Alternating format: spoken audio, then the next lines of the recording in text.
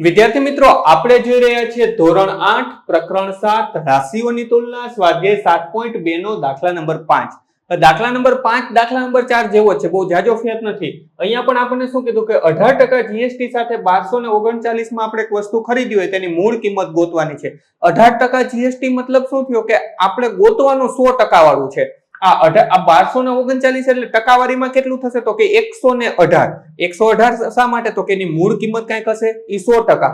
એમાં વત્તા શું જીએસટી લાગ્યો એટલે વત્તા 18% લાગ્યો એટલે 118% પછી આપણને 1239 મળ્યા. તો આપણે મૂળ કિંમત મતલબ 100% ગોતવાના છે. તો ચાલો વિડીયોની શરૂઆત કરીએ.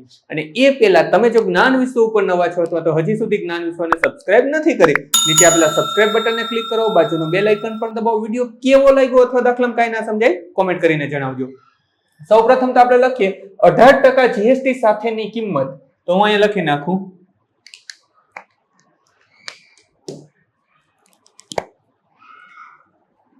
18% જીએસટી સાથેની કિંમત બરાબર રૂપિયા કેટલા છે તો કે 1239.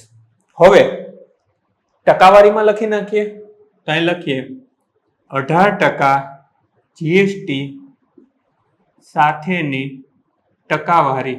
ટકાવારી એટલે કેટલી ટકા હોય તો કે આપણને ખબર જ છે 100%. અને જીએસટી છે માત્ર શું કરશું તો કે +18.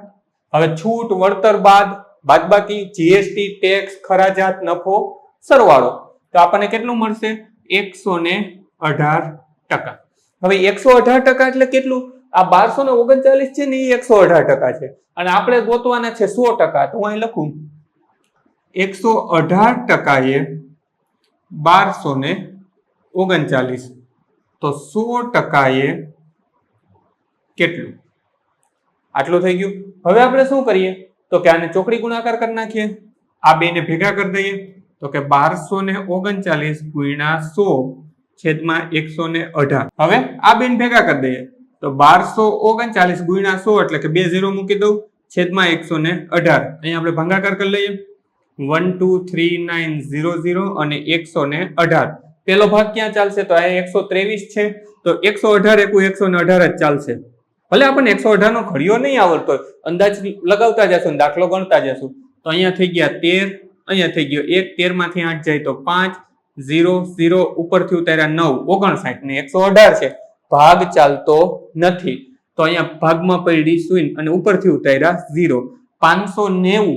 હવે આપણે કલ્પના કરીએ કે આ 118 એટલે વિચારો 100 હોય તો કેટલું થાય? 100 200 300 400 500 100 × 500 અને અહીં 590 જ છે અને 18 × 5 90. તો આપણો પાંચે ભાગ ચાલશે જ. અહીં જોઈ લઈએ 118 ગુણ્યા 5, 8 × 5 40 ની શૂન્ય વધી પડી 4, 5 × 5 ને 4 9, 5 × 5 590 ભાગ ચાલે 118 × 590 0 0 0 ઉપરથી ઉતાર્યા 0, ભાગ નો આલે ભાગમાં પડી શૂન્ય. તો આપણો દાખલો થઈ ગયો પૂરો. તો આપણે શું લખી શકીએ? જવાબ શું મળ્યો આપણને? 1050. હવે 1050 શું મળ્યું તો કે 100% મળ્યા. 100% મતલબ કે આપણી જે મૂળ કિંમત હતી એ મળી ને આપણને જ છે ને. તો આપણે વસ્તુની છાપેલી કિંમત અહીં લખી શકીએ વસ્તુની